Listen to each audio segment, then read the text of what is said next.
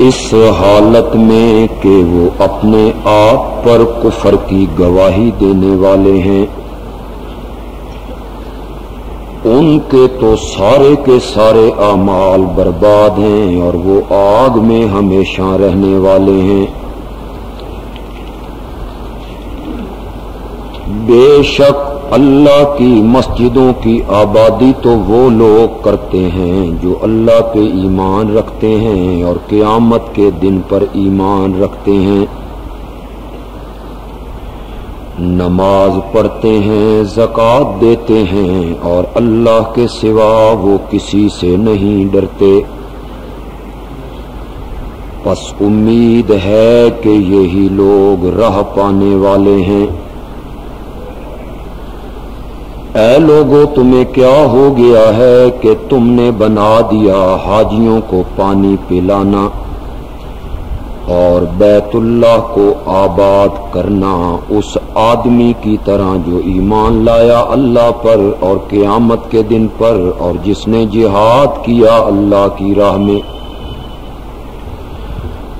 یہ لوگ جو حاجیوں کو پانی پلانے والے ہیں اور بیت اللہ کو آباد کرنے کا دعویٰ کرتے ہیں اور جو لوگ اللہ پر قیامت پر ایمان رکھ کے جہاد کرتے ہیں، اللہ کے ہاں یہ برابر نہیں ہو سکتے، اور اللہ ظالم قوم کو ہدایت نہیں دیتا۔ و مولانا محمد وعلى آل سيدنا ومولانا محمد وبارك وسلم۔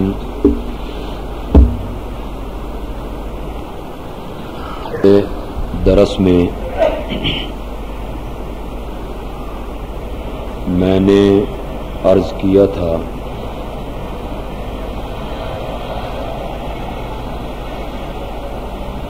کہ سورۃ توبہ کی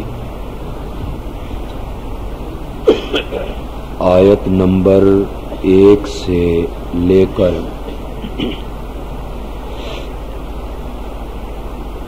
آیت نمبر 37 تک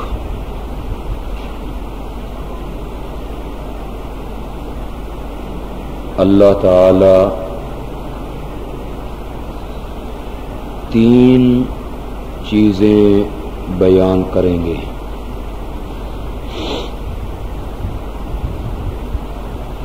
پہلی چیز جو ان آیتوں میں اللہ بیان کرنا چاہتے ہیں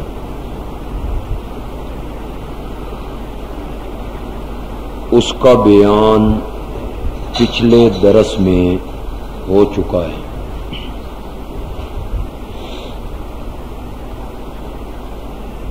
یعنی مشرکین سے اعلان برات۔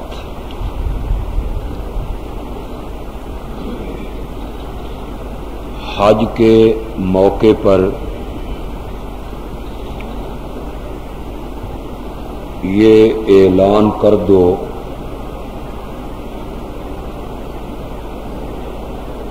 کہ اللہ اور اللہ کا رسول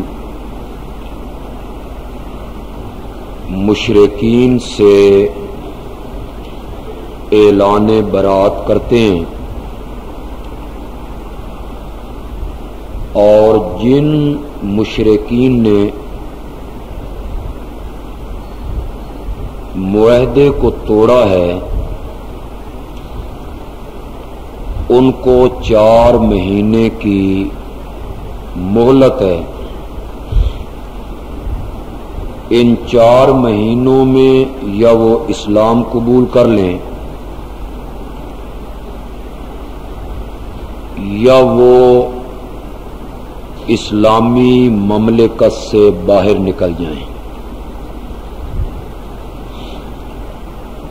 پہلی چیز اللہ نے یہ بیان کی اور ہم گزشتہ درس میں اس کا تذکرہ کر چکے ہیں۔ آیت نمبر 7 میں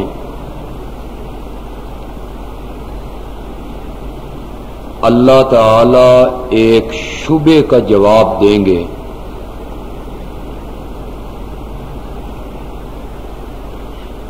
جو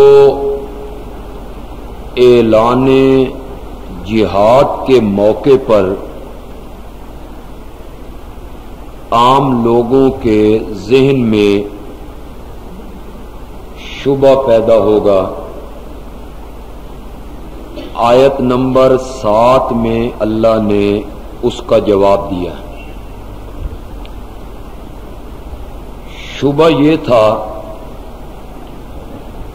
کہ ہمیں حکم ہو رہا ہے کہ کفار سے جہاد کریں، لڑائی لڑیں، حالانکہ کچھ کفار ایسے ہیں جن سے ہمارا صلح کا معاہدہ ہو چکا ہے. تو کیا ہم اس معاہدے کو توڑ دیں، اس عہد کو ختم کر دیں؟ اس کا آیت نمبر 7 میں جواب دیا کہ نہیں. جن مشرکوں نے وعدہ اور عہد توڑنے میں پہل کی ہے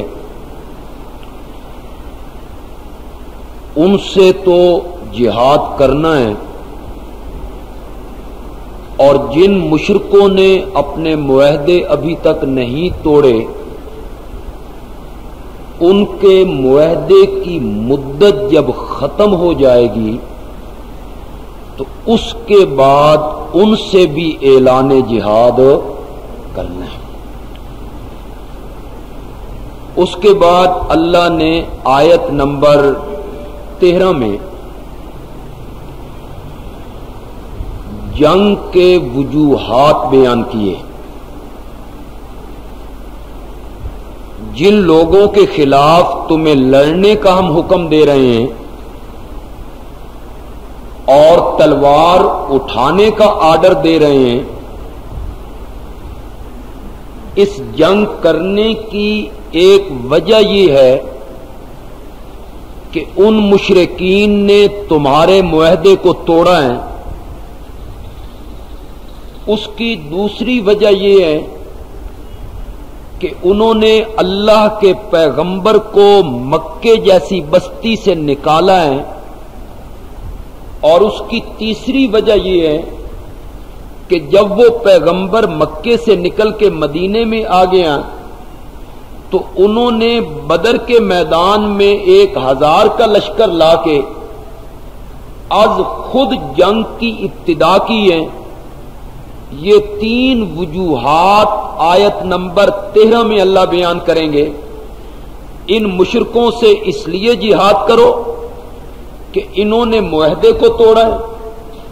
ان مشرکین سے اس لیے جہاد کرو انہوں نے تمہیں مکہ مکرمہ سے نکالا ہے.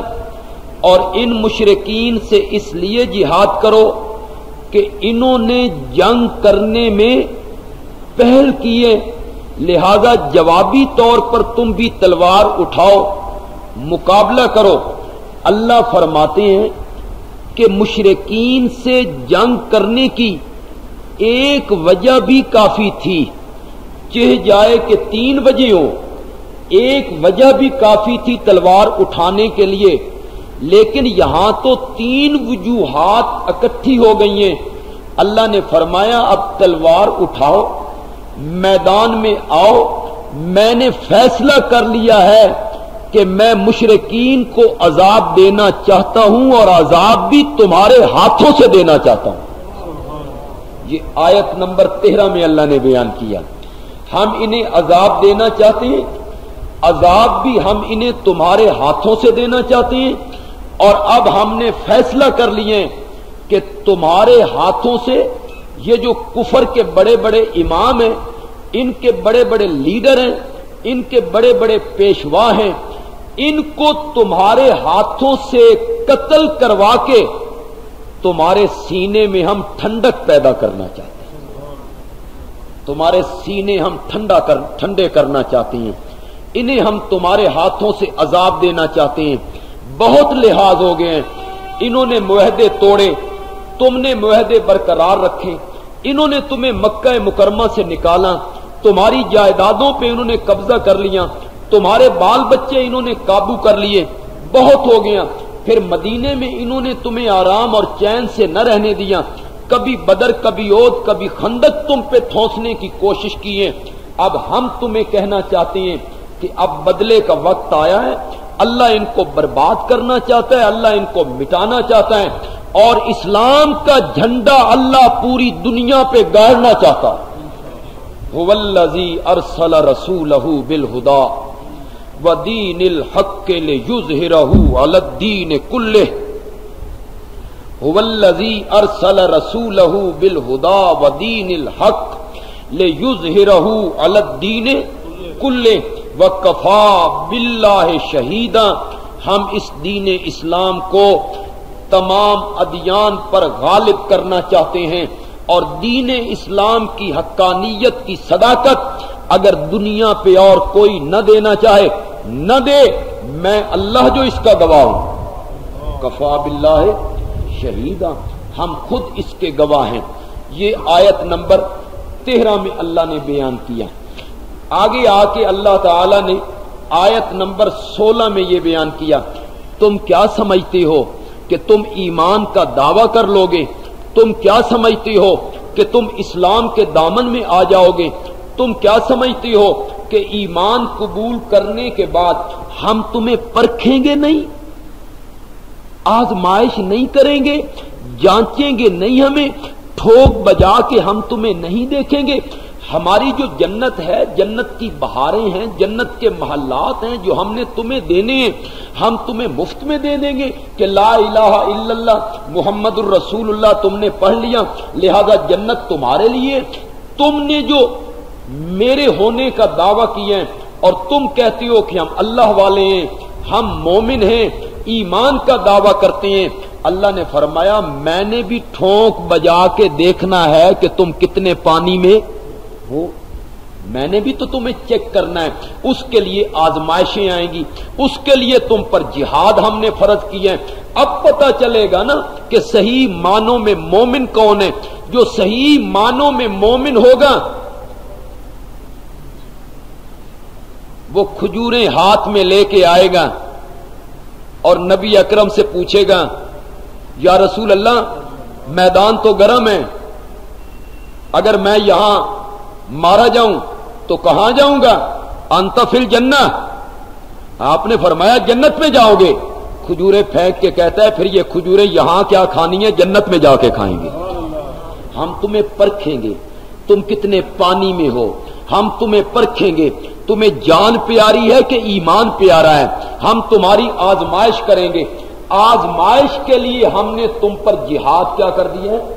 فرض کر دیے ہیں. اب آئیے جی آیت نمبر 17 پہ.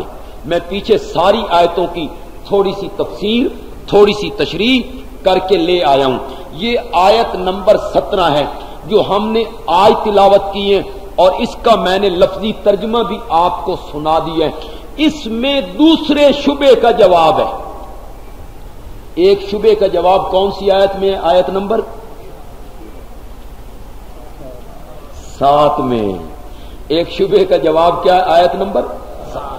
آپ کو یاد ہو تو میں نے پچھلے جمعے لفظ بولا تھا موانع جہاد کا جواب. جہاد کرنے کے راستے میں جو مانے تھے، رکاوٹیں حائل ہوتی تھی، اللہ 4 رکاوٹیں ہیں، اللہ چاروں رکاوٹوں کو دور کریں گے. یہ رکاوٹیں مومنوں کے ذہن میں پیدا ہوتی تھی. جہاد کریں جی مشرکین سے، ان سے تو ہمارے معاہدے ہو چکے ہیں، ان سے تو عہد و پیمان ہو چکے ہیں، معاہدے ٹوٹ جائیں گے. اللہ نے فرمایا معاہدے توڑنے میں انہوں نے پہل کی ہے، لہذا تمہیں معاہدوں کے پاس کرنے کی کوئی ضرورت نہیں، ان سے لڑو. اب یہ دوسرے معنی کا جواب ہے جی جو آیت نمبر 17 میں دیا جا رہا ہے. معنی ذہن میں یہ پیدا ہوتا تھا، شبہ یہ ذہن میں آتا تھا ان سے جہاد کریں جی مشرکین سے، انہوں نے تو بیت اللہ کی تعمیر کی تھی. یہ ذہن میں سوال پیدا ہوا، مشرکین سے جہاد کریں مکے والوں سے، انہوں نے تو بیت اللہ کی تعمیر کی تھی، یہ بیت اللہ کے متولی ہیں، یہ حاجیوں کو ستو پلاتے ہیں، حاجیوں کو پانی پلاتے ہیں، حاجیوں کی مہمانی کرتے ہیں، بیت اللہ کی آباد کاری کرتے ہیں، بیت اللہ کے مجاور ہیں، بیت اللہ کے خادم ہیں، آب زمزم کے متولی ہیں، حجر اسود کا احترام کرنے والے لوگ ہیں۔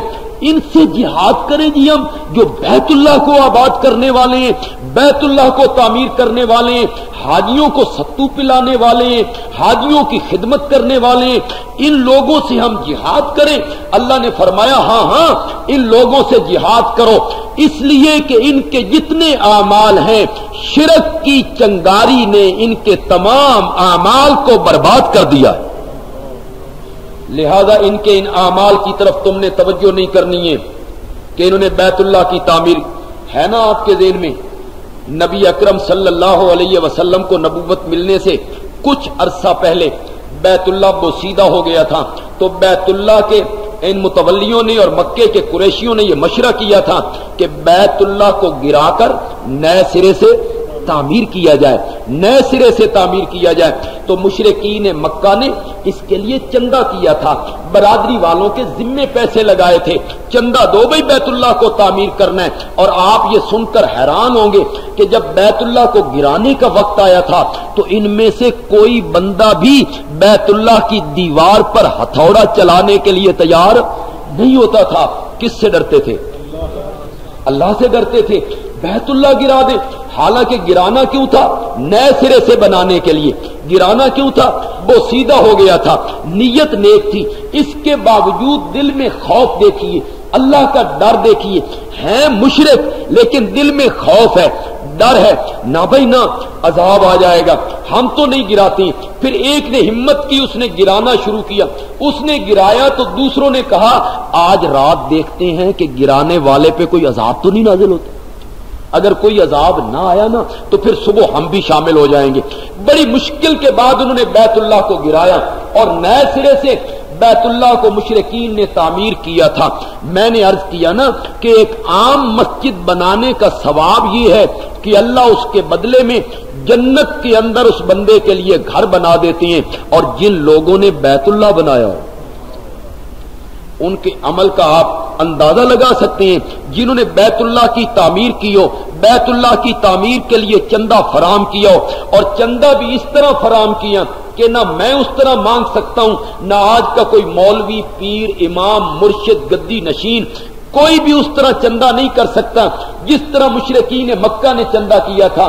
چندہ کرتے ہوئے مشرکین مکہ نے کہا تھا اللہ کا گھر بنانا ہے، حلال کی کمائی میں سے چندہ دینا، حرام کی کمائی میں سے کوئی بندہ چندہ نہ دے، ہم حرام کی کمائی چندے میں قبول نہیں کریں۔ سچی سچی بات کیجئے میرے سمیت،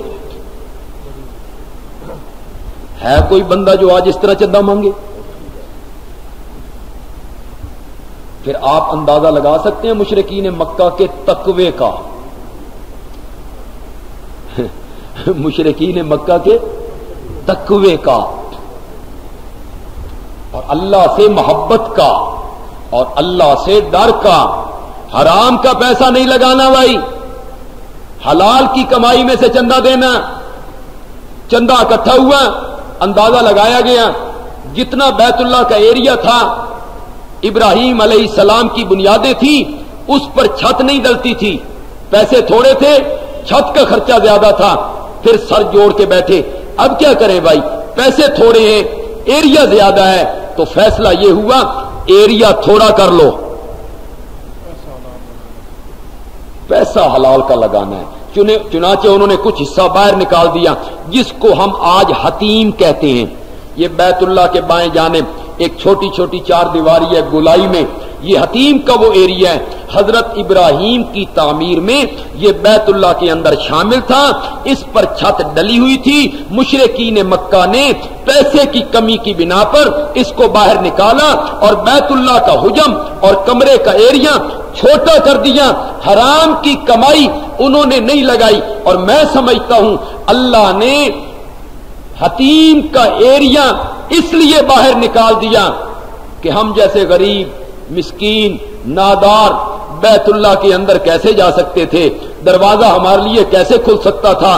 بیت اللہ کے اندر تو ہم نہیں جا سکتے تھے، اللہ نے ایسی تدبیر کی، کچھ ایریا چھت کے بغیر باہر کر دیا، جو بندہ حتیم میں آ گیا وہ اس طرح سمجھے بیت اللہ کی 4 دیواری کے اندر بیت اللہ کا ایریا۔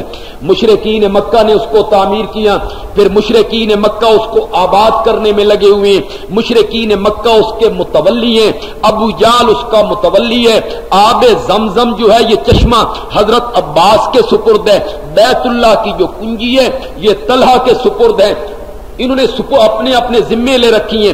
بیت اللہ کی کنجی ایک نے سنبھالی ہوئی ہے، آب زمزم کا چشمہ ایک نے سنبھالا ہوا ہے، بیت اللہ کی تولیت ایک نے سنبھالی ہوئی ہے۔ یہ بیت اللہ کو بنانے والے، بیت اللہ کو آباد کرنے والے، بیت اللہ کو سجانے والے، بیت اللہ کا انتظام و انصرام کرنے والے تھے۔ جب جہاد کا حکم ہوا تو ذہن میں یہ اشکال پیدا ہوا، ان سے لڑے جنہوں نے بیت اللہ بنایا تھا، ان سے لڑے جو بیت اللہ کے متولی ہیں، ان سے لڑے جو آب زمزم کے چشمے کی متولی ہیں، ان سے لڑے جو حاجیوں کو ستو پلاتے ہیں، ان سے لڑے جو حاجیوں کی خدمت کرتے ہیں، ان سے لڑے جو حاجیوں کو پانی پلاتے ہیں، ان سے لڑے جو حج کے انتظام کرتے ہیں۔ اللہ نے فرمایا ما کان للمشرکین، نکالیے اب قرآن پاک، جن کے سامنے قرآن پاک ہے وہ نکالیں، آیت نمبر 17 پہ ہم، ما کان للمشرکین ان یامروا مساجد اللہ،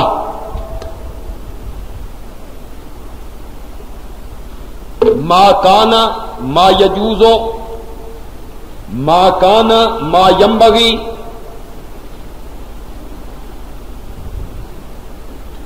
مشرکوں کے لائق نہیں، ما کانا مشرکوں کے لیے یہ جائز نہیں، مشرکوں کا یہ کام نہیں، ان یامروا مساجد اللہ، کہ وہ آباد کریں اللہ کی مسجدوں کو، کریں شرک اور متولی بنے مسجدوں کے، کریں شرک اور دعوے کریں مسجدوں کی آبادیوں کے، مشرکوں کے یہ لائق نہیں۔ ان یامروا مساجد اللہ، کہ وہ آباد کاری کریں، سارے معنی ہو سکتے ہیں جی یامروا کے، تعمیر کریں، اسے بنائے، یہ مشرکوں کا کام نہیں، اس کی آباد کاری کرے، یہ مشرکوں کا کام نہیں، اس میں صفوں دریوں کا انتظام کریں، یہ مشرکوں کا کام نہیں، اس میں وہ اذان دے، یہ مشرکوں کا کام نہیں، اس میں وہ اقامت کہیں، یہ مشرکوں کا کام نہیں، اس میں وہ امامت کرے، یہ مشرکوں کا کام نہیں۔ ما کان للمشرکین ان یامروا مساجد اللہ، مشرکوں کو یہ جائز نہیں، انہیں یہ بات سجتی نہیں کہ وہ اللہ کی مسجدوں کو آباد کرتے پھریں، شاہدین علی انفسہم بالکفر، اس حالت میں کہ جب وہ اپنے آپ پر کفر کے گواہ ہیں، اپنے کفر پہ وہ خود کیا ہیں؟ گواہ ہیں۔ مشرکین مکہ کہا کرتے تھے نا لبیک اللہم لبیک لا شریک لک لبیک، مسلم میں حدیث کی کتاب مسلم احرام باندھتے نا، لبیک اللہم لبیک لا شریک لک لبیک الا شریکا لک تملکہ وما ملک۔ اس سے پہلے میں نے آپ کو یہ جملے کبھی نہیں سنائے، یہ جملے کبھی نہیں سنائے مشرکین مکہ کے، بڑے عجیب جملے ہیں۔ لبیک اللہم لبیک لا شریک لک لبیک، اے اللہ میں آ گیا، میں حاضر ہو گیا، تیرا کوئی شریک نہیں، میں حاضر ہو گیا، لا شریک لک الا شریکا لک تملکہ وما ملک، تیرا اور تو کوئی شریک نہیں، پر وہ تیرا شریک ہے جس کا تو مالک ہے، وہ خود کسی چیز کا مالک نہیں ہے، وہ خود نہیں دیتا، بلکہ تجھ سے دلوا لیتا ہے. تملکہ تو اس کا مالک ہے. وما ملک وہ خود کسی چیز کا مالک نہیں ہے. وہ تو تیرا شریک ہے, اس کے سوا تیرا کوئی شریک نہیں ہے. یہ جو وہ کہتے تھے نا الا شریکا لک تملکہ وما ملک, تیرا وہ شریک ہے جس کا تو مالک ہے اور وہ کسی چیز کا مالک نہیں. اس کے متعلق اللہ نے فرمایا یہ جملے کہہ کر وہ اپنی ذات پر کفر کی کیا دیتے ہیں, گواہی دیتے. اور اب تو جناب بندوں کی گواہی دینے کی ضرورت ہی نہیں ہے, وہ مسجدوں کے ماتھے خود گواہی دیتے ہیں. یا رسول اللہ انظر حالنا, یا رسول اللہ اسمع قالنا, اے اللہ کے رسول ہماری بات کو سنیے, اے اللہ کے رسول ہماری حالت کو دیکھیے. یا شیخ عبد القادر جیلانی شیئا للہ, اے شیخ عبد القادر جیلانی تجھے اللہ کا واسطہ ہے تو دے. ابو جال کہتا تھا, ابو جال کوئی دوسرے طبقے کا آدمی ہے تو غصے میں نہ آئے, میں کوئی ضد کرنے کے لیے بات خدا کی قسم نہیں کر رہا ہوں. ابو جال کہتا تھا یا اللہ تجھے ابراہیم کا واسطہ ہے تو دے. ہؤلاء شفعاؤنا عند اللہ لیقربونا الی اللہ زلفی, یہ ہمارے سفارشی ہیں اللہ کے آگے. یا اللہ تجھے واسطہ ہے ابراہیم کا تو دے, تجھے واسطہ ہے لات منات کا تو دے. مکے کے مشرک اللہ سے مانگتے ہیں واسطہ بزرگوں کا دے کر, اور یہ کہتا ہے اے شیخ عبد القادر جیلانی تجھے اللہ کا واسطہ ہے تو دے. اس سے بڑا کفر کائنات میں, اس سے بڑا شرک کائنات میں. اور کون سے شرک کے سر پہ سینگ تو نہیں ہوتے نا کہ بندہ شرک کر کے باہر نکلے تو اس کے سر پہ 2 سینگ اگے ہوئے ہوں اور بندے کو نظر آئے وہ مشرک آ رہا ہے. مسجدوں کے ماتھے پہ لکھا ہوا ہے یا شیخ عبد القادر جیلانی شیئا للہ, یا رسول اللہ اسمع قالنا, یا رسول اللہ انظر حالنا, یا اللہ یا علی یا حسن یا حسین یا فاطمہ یا محمد. پڑھتے رہتے ہو نہیں پڑھتے رہتے ہو, بولتے نہیں ہو کہ میں ہی پڑھتا رہتا ہوں. یا اللہ یا محمد یا حسن یا حسین یا علی یا فاطمہ یا شیخ عبد القادر جیلانی. وہ مشرکین مکہ تو اپنے اوپر کفر کی گواہی دیا کرتے تھے, اور یہ مشرک جو مسجدیں بنانے والے ہیں انہوں نے مسجدوں کے ماتھے پہ لکھ کے خود کفر کی گواہی دی. اللہ فرماتے ہیں ایسے لوگوں کو مسجد کی آباد کاری کا حق کوئی نہیں ہے. جو اپنے اوپر کفر کی گواہی دینے والے ہوں, مسجدوں کے اندر شرک کی آواز اٹھے, مسجدوں میں نعرے لگے یا علی مدد, یا رسول اللہ, یا غوث اعظم. تم نے وہ نہیں پڑھی سورۃ جن جس میں اللہ نے فرمایا وَأَنَّ الْمَسَاجِدَ لِلَّهِ وَأَنَّ الْمَسَاجِدَ لِلَّهِ وَأَنَّ الْمَسَاجِدَ لِلَّهِ, مسجدیں ساری کس کی ہیں؟ وَأَنَّ الْمَسَاجِدَ لِلَّهِ فَلَا تَدْعُوا مَعَ اللَّهِ أَحَدًا فَلَا تَدْعُوا مَعَ اللَّهِ أَحَدًا. اور مسجدیں اگر میری ہیں تو میری مسجدوں میں میرا نام لے کے پکارو. عقل کا تقاضا یہ ہے, گھر میرا ہو, گھر میرا ہو اور میرے گھر کے دروازے پہ بیل دے کے ایک آدمی بلائے اسلم کو, گھر میرا ہو اور میرے گھر کی بیل پہ ہاتھ رکھ کے بندہ بلائے عبد الرحمان کو, تو میں باہر نکل کے پوچھوں گا بھئی گھر میرا ہے, یہ عبد الرحمان کون ہے؟ گھر میرا ہے. یہ اشرف کون ہے؟ گھر میرا ہے. یہ اسلم کون ہے؟ گھر میرا ہے. یہ عبداللہ کون ہے؟ تیرا دماغ تو نہیں چل گیا؟ جس کا گھر ہے اسی کو بلا. وَأَنَّ الْمَسَاجِدَ لِلَّهِ, مسجدیں کس کی ہیں تو پھر پکار بھی کس کی ہوگی؟ مَا كَانَ لِلْمُشْرِكِينَ أَن يَعْمُرُوا مَسَاجِدَ اللَّهِ شَاهِدِينَ अला अनफुसिहिम बिलकुफ्र उलाइका हाबितत आमालुहुम। तवज्जो करना जरा, उलाइका हाबितत आमालुहुम, यही लोग हैं जिनके आमाल हाबितत गारत हो गए, खत्म हो गए। फरमाया करते थे कि रुई का एक ढेर पड़ा हो जमीन से लेके आसमान तक, और उसमें आग की एक चंगारी, एक अंगारा उसमें आप रख दें तो एक अंगारा उसको भस्म करने के लिए, राख बनाने के लिए काफी है। वो सारी रुई राख बन जाएगी। हजरत साहब कहते हैं अगर तेरी नेकियां जमीन पे रख के आसमान तक चली जाएं, शिरक वाली चंगारी उसको राख बना के रख दे। उलाइका हबितत आमालुहुम, उनके आमाल क्या है? हबत है। बैतुल्लाह की तामीर करने का सवाब मुशरिकीन मक्का को मिलेगा? बोलते क्यों नहीं हो?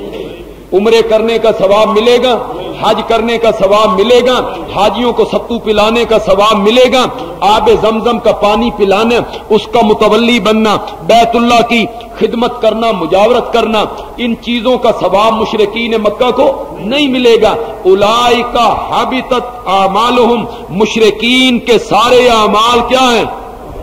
गारत हैं। सूरत कहफ के आखिरी रुकू में अल्लाह ने फरमाया फहाबितत आमालुहुम फला नुकीमु लहुम यौमल क़ियामत वज़ना, इनके आमाल बर्बाद हैं और क़यामत के दिन हम इनके लिए तराजू कायम नहीं करेंगे। फला नुकीमु लहुम यौमल क़ियामत वज़ना, क़यामत के दिन तराजू कायम नहीं करेंगे कि मुशरिक के आमाल तोले जाएं। देखिए क़यामत के दिन कुछ बंदे अल्लाह के दरबार में ऐसे आने हैं कि जो ही उन्होंने आना है अल्लाह ने फरमाना है कोई हिसाब किताब नहीं, ले जाओ जन्नत में। अल्लाह हमें उन्हीं में से कर दे। जिसका हिसाब हुआ वो पकड़ा गया। आपने फरमाया जिसको हिसाब के लिए बुला लिया गया वो पकड़ा गया। आसान है इस जिंदगी का हिसाब देना? वो 70,000 बंदे होंगे और ये 70,000 का मतलब ये नहीं है कि एक भी ऊपर नहीं होगा, कसरत से किनाया है। बहुत सारे मेरी उम्मत के लोग, और अगर मैं एक और हदीस पे एतमाद करूं तो आपने फरमाया कि मेरी उम्मत के 70,000 अफराद ऐसे होंगे जो बगैर हिसाब किताब के जन्नत में जाएंगे। इन 70,000 के हर एक के साथ फिर 70,000, इन 70,000 में हर एक के साथ फिर 70,000 होंगे जिनको बगैर हिसाब किताब के अल्लाह जन्नत में भेजेंगे। कोई हिसाब किताब नहीं है। और फिर मुशरिकीन जब आएंगे जिसकी मौत शिरक पे वाक़या हुई थी और उसने दुनिया में तौबा नहीं की थी, अल्लाह फरमाएंगे कोई हिसाब किताब नहीं। फला नुकीमु लहुम यौमल क़ियामत वज़ना, हमने तराजू कायम नहीं करना, आमाल नहीं तोलने, ले जाओ जहन्नम में। मौला ये जुल्म नहीं, ज्यादती नहीं कि आमाल ही न तोले जाए और बगैर आमाल तोले कहा जाए भी इनको जहन्नम में ले जाओ। इन्होंने तो मस्जिदें बनाई, बैतुल्लाह बनाया, हज्जे की, उम्रे किए, ज़कातें दी, तहज्जुद पढ़ते रहे, माथे पे मेराब, गले में तस्बीहां, अल्लाह के वजीफे, जिक्र, अज़कार, सराएं, हस्पतालें, कितने काम इन्होंने रफ़ाए आमा के किए। मौला ये नेकियां, और आप कहते हैं तोलने ही नहीं है, ले जाओ इनको जहन्नम में। फरमाया नहीं, ये जुल्म नहीं है, ऐन अकल के मुताबिक है और ऐन अदल के मुताबिक है। इसलिए कि तराजू उस जगह उठाते हैं जिस जगह पे दोनों पलड़ों में रखने के लिए कोई चीज हो। फिर तराजू उठाते हैं, एक पल्ले में चीज सौदा और दूसरे पल्ले में औजान बट्टे, एक पलड़े में औजान दूसरे में सौदा। तराजू उठा लिया। अल्लाह ने फरमाया ये जो मुशरिकीन थे इनके शिरक ने नेक अमाल को तो बर्बाद कर दिया, نیکی والے پلڑے میں رکھنے کے لیے چیز ہی کوئی نہیں تھی، گناہوں سے دوسرا پلڑا بھاری تھا، دوسرے پلڑے میں چیز ہی کوئی نہیں، ہم اس ترازو کو اٹھائیں کیسے؟ فلا نقیم لہم یوم القیامت وزنا. یہ ذہن میں رکھیے گا، 18 بلاک والوں کا دماغ نہیں چل گیا کہ ہر تقریر میں، ہر درس میں، ہر بیان میں، ہر تحریر میں، ہر کانفرنس میں یہ ایک ہی نعرہ لگا رہے ہیں، اللہ کی توحید سمجھنے کی کوشش کرو، اور شرک سے بچ جاؤ، اور توحید کو سمجھو، شرک سے بچ جاؤ، اور سنت پہ عمل کرو اور بدعات سے بچ جاؤ. یہ جو حال دہائی مچاتے ہیں ہر جمعے پہ، ہر درس پہ، ہر تقریر میں، ہر بیان میں، ہر میٹنگ میں، ہر اجلاس میں، اور ہمارا دماغ نہیں چل گیا.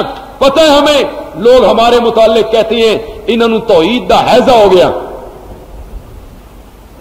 کہ ہر جگہ توحید توحید توحید کرتے رہتے ہیں، ان کو اس کے سوا آتا ہی کچھ نہیں ہے. اور میرے بھائیوں، یہ جو بار بار آپ کو سمجھاتے ہیں، بتانا یہ چاہتے ہیں، شرک روحانی بیماریوں میں بالکل ایسے ہی ہے جیسے جسمانی بیماریوں میں کینسر، سرطان، مولک. جس طرح جسمانی بیماریوں میں کینسر اور سرطان ہے، اسی طرح روحانی بیماریوں میں شرک ہے. ان الشرک لظلم. ایک جگہ پہ تو اللہ نے حد کر دی ہے سورۃ نساء میں، ان اللہ لا یغفر ان یشرک بہ ویغفر ما دون ذلک لمن یشاء. میں گنوں گا نہیں، لیکن سمجھدار لوگوں کو توجہ ضرور دلاؤں گا. خدا کے لیے میری اس بات پہ توجہ کرنا. ان اللہ لا یغفر ان یشرک بہ، اللہ فرماتے ہیں میں نے شرک کو معاف نہیں کرنا. ویغفر ما دون ذلک، اور شرک سے نیچے نیچے جتنے گناہ ہیں، یغفر لمن یشاء، میری رحمت کو جوش آئے میں معاف کر دوں گا. اب میں تفصیل میں نہیں جانا چاہتا کہ شرک سے نیچے نیچے کیا گناہ ہیں، اس سے آپ اندازہ لگائیں بھئی شرک کتنا بڑا گناہ ہے، کہ شرک سے نیچے نیچے سارے گناہ میری مرضی آئے میں معاف کر دوں، لیکن شرک کو میں نے معاف نہیں کرنا، اس لیے کہ باقی گناہ گناہ کی حیثیت رکھتے ہیں. شرک بغاوت ہے. کوئی کہہ کے دیکھے کہ میں پاکستان کا صدر ہوں، کوئی پاکستان کا بندہ کہہ کے دیکھے، کوئی بندہ پاکستان میں یہ دعویٰ کر کے دیکھے کہ میں وزیر اعظم ہوں، جمالی بھی ہے اور میں بھی ہوں، کہہ کے دیکھے کوئی. یہ بغاوت ہے، اس کی سزا موت ہے. شرک صرف گناہ نہیں ہے، شرک اللہ سے بغاوت ہے. اللہ کی چادر اتار کے مخلوقات کے کاندھے پہ رکھنی ہے، اللہ کی صفتیں مخلوقات میں ماننی ہے. تو ان الشرک لظلم عظیم. حبطت اعمالہم، مشرکین کے سارے اعمال کیا ہیں؟ برباد. میں ایک مثال دیا کرتا ہوں، کچھ نئے لوگ آئیں، اس مثال سے شاید سمجھ جائیں وہ میری بات کو. ایک بندہ مکان بنانا چاہتا ہے، اس نے نقشہ بنوایا کہ 3 منزلہ بنانا ہے. ذہن میں اس نے تصور جمایا کہ سنگ مرمر لگانا ہے، ساگوان کی لکڑی کے دروازے لگوانے ہیں، دیواروں پر ٹائل لگوانی ہے، بہترین خوبصورت دیدہ زیب دل نشین مکان میں نے بنانا ہے 3 منزلہ. وہ ملک صاحب چودھری صاحب اپنے پلاٹ پہ آئے، راج مزدور ان کے ساتھ ہیں، اور انہوں نے آ کے اس کی پیمائش کی، اور راج مزدوروں سے کہتے ہیں اٹھاؤ بھائی دیواریں شروع کرو، یہ نقشہ ہے، اس کے مطابق دیواریں اٹھانی شروع کر دو. مستریوں نے دیواریں اٹھانی شروع کی. کوئی سمجھدار بندہ قریب سے گزرا، اس نے پوچھا چودھری صاحب کیا ہو رہا ہے؟ کہ مکان یار بنانا چاہتا ہوں. 3 منزلہ مکان بنانا ہے، خوبصورت نقش و نگار کرنے ہیں، ساگوان کی لکڑی کے دروازے بنانے ہیں، سنگ مرمر لگوانا ہے، ٹائلیں لگوانی ہے، خوبصورت مکان بنانا ہے. تو وہ سیانہ بندہ جو تھا اس نے چودھری صاحب سے کہا چودھری جی جس طرح کا مکان بنانا چاہتے ہو، 3 منزلہ بنانا چاہتے ہو اور جناب اسے بڑا خوبصورت بنانا چاہتے ہو تو آپ نے اینٹیں زمین کے اوپر لگانی شروع کر دیے. چودھری جی اگر مکان ایڈا چنگا تے سوکھا تے سونا بنانا چاہتے ہو تے پہلے اس دیاں بنیاداں مضبوط کرو. پہلے بنیادیں کھودو 6 فٹ 8 فٹ 10 فٹ، اس میں روڑی ڈالو، اس کی کٹائی کرو، پھر اس میں سیمنٹ ملاؤ، پھر اس میں جنگلہ لوہے کا بن کے چاروں طرف اس میں بجری بھرو، پھر ڈیم پروف ڈالو، پھر اس پہ لک لگاؤ، پھر اس پہ پلاسٹک ڈالو، اس کے اوپر بنائیں. آپ آج جس طرح آپ بنا رہے ہیں مکان، یہ تو ہوا کا ایک جھونکا برداشت نہیں کرے گا، زلزلے کا ایک جھٹکا بھی برداشت نہیں کرے گا. مکان اچھا بنانے کے لیے بنیادیں مضبوط ہونی چاہیے، مکان منقش بنانے کے لیے بنیادیں مضبوط ہونی چاہیے. اوے لوگوں، یہ جو ایمان کا مکان ہے، نماز اس کی دیوار ہے، زکات اس کی چھت ہے، قربانی اس کے دروازے ہیں، حج اس کی کھڑکیاں ہیں، اعمال اس کے فرش ہیں اور عقیدہ توحید اس کی بنیاد ہے. یہ اگر مضبوط نہیں ہوگا نا، نہ نماز نہ روزہ نہ حج نہ زکات، ایک ہی جھٹکا اللہ کی طرف سے لگنا ہے اور دھڑام جہنم کے اندر. اعمال تب مقبول ہوں گے جب عقیدہ کیا ہوگا؟ بولو.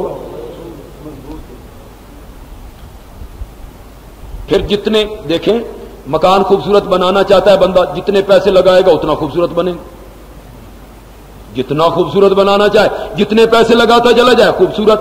جتنے نفل پڑھے، تہجد پڑھے، زکاتیں دے، صدقے کرے، ایمان کا مکان کیا ہوتا چلا جائے گا؟ جتنا گڑ پائیے. بڑا عجیب مقولہ ہے. میں بالکل چھوٹا سا ہوتا تھا تو یہاں کوئی جھگڑا ہوا ہمارے محلے میں، تو پولیس آ گئی. میرا خیال ہے میں دوسری کے تیسری میں پڑھتا تھا.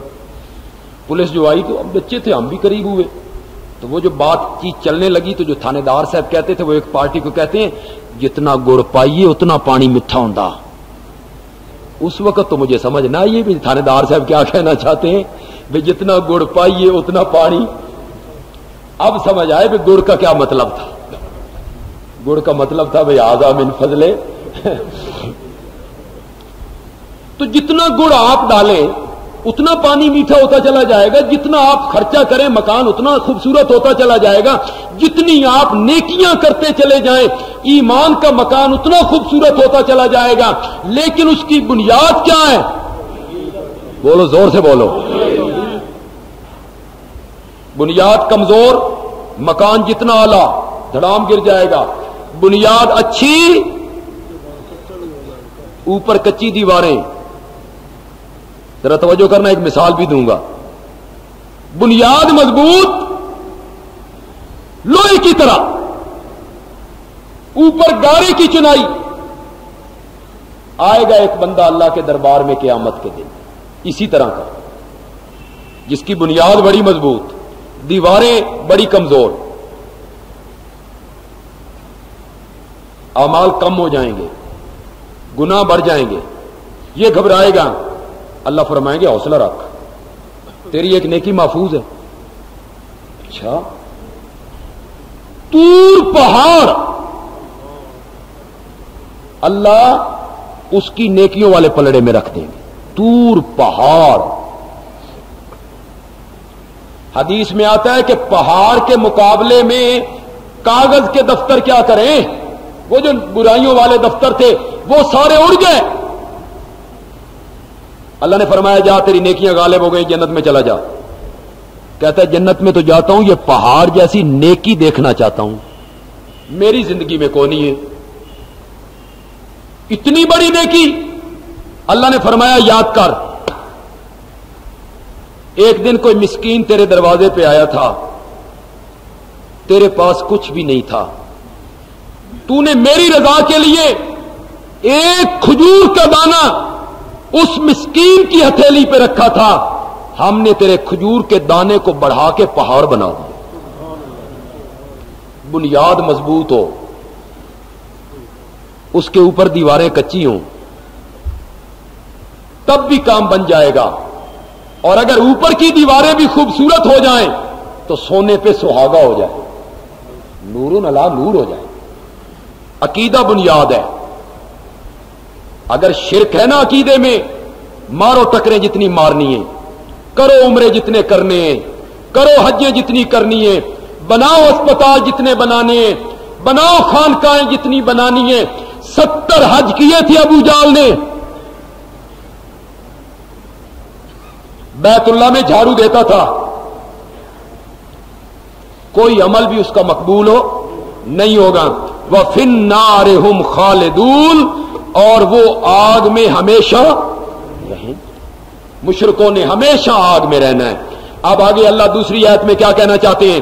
مسجدیں کون بناتے ہیں؟ ذرا سنیے جی، اور اس کے بعد مسجدوں سے تعلق ذرا قائم کیجئے، عمل بھی کیجئے اس پر۔ انما یامر مساجد اللہ من آمن باللہ وبالیوم الآخر واقام الصلاۃ وآت الزکاۃ، مشرکوں کے لائق نہیں کہ وہ مسجدیں آباد کرتے رہیں، اس کی تعمیر و ترقی میں حصہ لیں، وہاں صفیں بچھائیں، دریاں بچھائیں، آذانیں دیں، پانی کا انتظام کرتے پھریں، نمازیں پڑھائیں، تکبیریں کہیں، کھولیں مسجد، بند کریں۔ مشرکوں کو یہ لائق نہیں۔ یہ لائق کس کو ہے؟ من آمن باللہ، جو ایمان لایا کس پر؟ اللہ پر۔ جس طرح اللہ چاہتا ہے اس طرح ایمان لایا، یعنی لا الہ الا اللہ محمد الرسول اللہ، اس کا اس نے اقرار کیا۔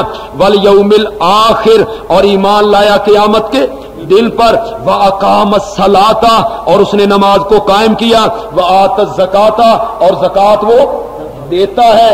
یہ لوگ ہیں مسجدوں کو آباد کرنے والے، یہ لوگ ہیں مسجدیں تعمیر کرنے والے، یہ لوگ ہیں مسجد کی تعمیر و ترقی میں حصہ لینے والے، جو اللہ اور اللہ کے رسول پر قیامت کے دن پر ایمان رکھتی ہیں، نماز پڑھتی ہیں، زکات دیتی ہیں، اور ان کی سب سے بڑی خوبی ایمان کے بعد یہ ہے ولم یخشا الا اللہ، وہ دین کے معاملات میں اللہ کے سوا کسی سے نہیں ڈرتے ہیں۔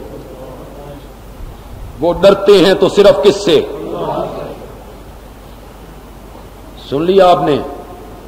مواحد کون ہوتا ہے؟ مواحد کون ہوتا ہے؟ جو دین کے معاملے میں کسی کی پرواہ نہ کرے،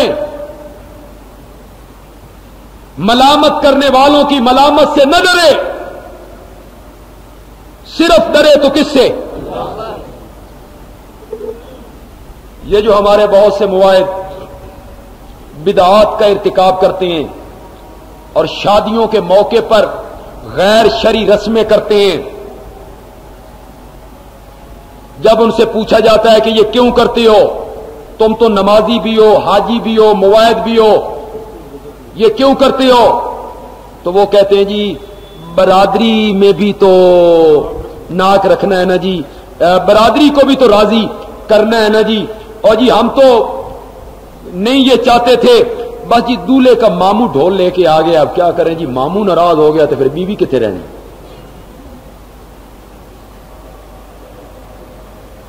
جی دولہے کا ماموں لے کے آ گیا تھا، ہم مجبور ہو گئے جی، دولہے کے دوست لے کے آ گئے جی، ہم مجبور ہو گئے۔ اور اگر کبھی کوئی بابا ذرا ترکڑا نکلے، اڑ گیا بابا، تو گھر والوں نے بابا کہا چل بھائی مسیتے تو ٹور ہوتے، چل تو اتنے اللہ اللہ کر، تیری روٹی اتنے بھیجاں گے۔ وہ کہتا ہے مجھے تو جی گھر سے نکال دیتے۔ اور مواحد وہ ہوتا ہے جو دین و دنیا کے معاملات میں برادری سے نہ ڈرے۔ کس سے ڈرے؟ کام وہ کرے جس میں کون راضی ہو، شریعت کے مطابق چلے، اس کا ہر قدم سنت کے مطابق اٹھے، وہ مواحد ہوتا ہے۔ مسجدیں کون بناتے ہیں؟ من آمن باللہ۔ حدیث میں آتا ہے کہ امام الانبیاء صلی اللہ علیہ وسلم نے فرمایا سنیے گا ذرا، جو آدمی مسجد کا خیال کرتا ہے، دل لگاتا ہے، آباد کرتا ہے، صبح و شام مسجد میں آتا ہے، مسجد کی آباد کاری کی طرف توجہ کرتا ہے، ہوتے ہیں نا بندے ایسے بھائی، آپ کی نگاہوں میں بھی ایسے بندے ہوں گے، مختلف مسجدوں کے متولی ہیں، ہر مسجد میں کوئی صدر ہوتا ہے، سیکٹری ہوتا ہے، کچھ ممبر ہوتے ہیں، وہ کام کرتے ہیں، صفے صحیح ہیں، وضو خانہ صحیح ہے، بلب صحیح ہے، پنکھے صحیح ہیں، نمازیں ہو رہی ہیں، اذان صحیح ہے، سپیکر صحیح ہے، یہ سارا انتظام و انصرام کرتے ہیں۔